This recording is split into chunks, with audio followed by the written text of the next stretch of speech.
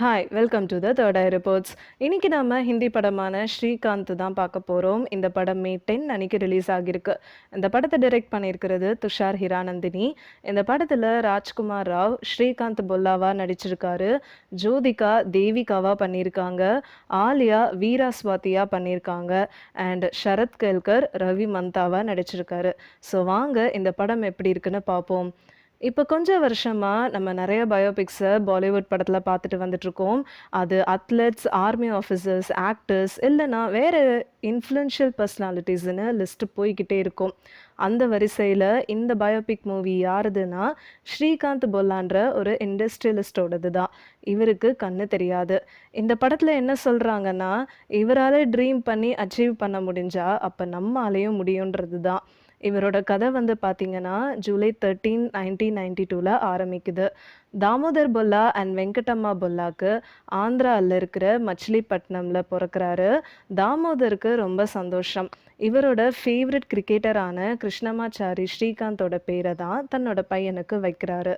தன்னோட பையனுக்கு கண்ணு தெரியாதுன்னு வரும்போது இவரோட பக்கத்து வீட்டுக்காரங்கள்ல இருந்து ரிலேட்டிவ்ஸ் வரையும் அந்த குழந்தைய கொல்ல சொல்லிடுறாங்க. அடுத்த குழந்தையாவது நல்லா ஹெல்த்தியாக கொடுங்க அப்படின்னு கடவுள்கிட்ட வேண்டிக்கோங்கன்னு அட்வைஸும் பண்ணுறாங்க. அடுத்த ஃப்ரேமில் தாமோதரன் ரொம்ப அழுகுறாரு அண்ட் அந்த குழந்தைய கொல்லவும் ட்ரை பண்ணுறாரு. இதை பார்த்து அவரோட மனைவி அதை நிறுத்தி விட்டுடுறாங்க. அடுத்த குழந்தை கூட பிறக்கட்டும், ஆனால் ஸ்ரீகாந்த் நம்ம கூட தான் இருக்கணும்னு சொல்லிடுறாங்க. என்னதான் கண்ணு தெரியலனாலும் ஸ்ரீகாந்த் ரொம்ப ஸ்மார்ட் அண்ட் ஷார்ப்பாக இருக்கான். அப்புறம் அவருக்கு நல்ல கிராஸ்பிங் பவரும் இருக்குது. நிறைய இடத்துல பார்க்கும்போது இவரோட இன்டெலிஜென்ஸ் எல்லாம் வேற லெவலில் இருக்கும். கிராமத்தில் படிச்சுட்டு வந்தவர் அப்புறமா ஹைதராபாத்தில் இருக்கிற ஆஷா ஸ்கூல் ஃபார் பிளைண்டில் வந்து சேருறாரு. அங்கே ஒரு டீச்சர் தேவிகா இவரை நல்லபடியாக நர்ச்சர் பண்ணி அவரோட ஃப்யூச்சரை நல்லபடியாக ஷேப் பண்ணி விடுறாங்க. 10th ஸ்டாண்டர்ட் முடிஞ்சதுக்கப்புறம் சயின்ஸ் அப்ளை பண்ணுறாரு. ஆனால் விஷுவலி இம்பேர்டுன்றனால இவருக்கு சயின்ஸ் ஸ்ட்ரீமை கொடுக்க முடியல. அப்போ தான் ஸ்ரீகாந்தும் தேவிகாவும் சிஸ்டம்க்கு அகெயின்ஸ்டாக சண்டை போட்டு கடைசியில் அவருக்கு பிடிச்ச ஸ்ட்ரீம்லேயே அட்மிஷன் வாங்கிடுறாரு. அப்புறமா +2லேயும் நல்ல மார்க்ஸ் ஸ்கோர் பண்ணுறாரு. இவரோட படிப்பு முடிஞ்சதுக்கப்புறம் இவரோட பிஸ்னஸ் ஜேர்னியை நம்ம இந்த படத்தில் பார்க்கலாம்.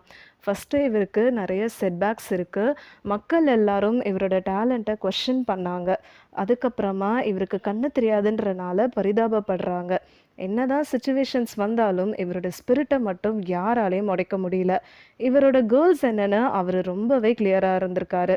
இந்த படத்தோட டைரக்டர் இந்த கதையை ரொம்ப சின்சியராக ஹானஸ்ட்டாக எடுத்திருக்காருன்னு தான் சொல்லணும். நம்ம ஒரு செகண்ட் கூட இந்த கேரக்டரை பார்த்து பரிதாபமே பட மாட்டோம். அந்த அளவுக்கு செமையாக எடுத்திருக்காங்க. அதுக்கப்புறம் இவரோட பிஸ்னஸ் நல்லபடியாக க்ரோ ஆனதுக்கப்புறமா ஒரு பெரிய டவுன்ஃபால் வருது. ஏன்னு பார்த்த போனால் இவருடைய ஜெலசி, இன்செக்யூரிட்டியும் ஒரு பெரிய காரணம். இந்த படத்தோட டைரக்டர் இந்த கதையை ரொம்ப அழகாக நிறையா ஹார்ட் டச்சிங் மூமெண்ட்ஸோட கரெக்டான ஸ்பீடில் எடுத்துகிட்டு போயிருக்காரு. இந்த படத்தோட ஸ்டார் பெர்ஃபார்மர் ராஜ்குமார் ராவ் தான். இவர் செம்மையாக நடிச்சிருக்காருன்னு தான் சொல்லணும். ஏன்னா ரொம்ப அழகாக அந்த கேரக்டராகவே வாழ்ந்துட்டாரு. ஜோதிகா தேவிகான்ற டீச்சராக நல்லா பண்ணியிருக்காங்க. இப்படி ஒரு டீச்சர் வந்தால் நல்லா இருக்கும்ன்ற அளவுக்கு நமக்கே தோணும். இவங்களுடைய கேரக்டர் அமீர் கானோட தாரே ஜமீன் பர் மாதிரியே இருக்கும். ஷாரத் கல்கர் மறுபடியும் அவரோட ஒரிஜினாலிட்டியை ப்ரூவ் பண்ணியிருக்காரு. ஆலியாவும் ரொம்ப அழகாக நடிச்சிருக்காங்க. இது ஒரு இன்ஸ்பைரிங்கான படம், பார்க்க வேண்டிய ஒரு படம் தான். ஸோ மிஸ் அவுட் பண்ணிடாதீங்க. இந்த வீடியோ உங்களுக்கு பிடிச்சிருந்ததுன்னா லைக் பண்ணுங்கள், ஷேர் பண்ணுங்கள், சப்ஸ்கிரைப் பண்ணுங்கள் அண்ட் மறக்காமல் கமெண்ட் பண்ணுங்கள்.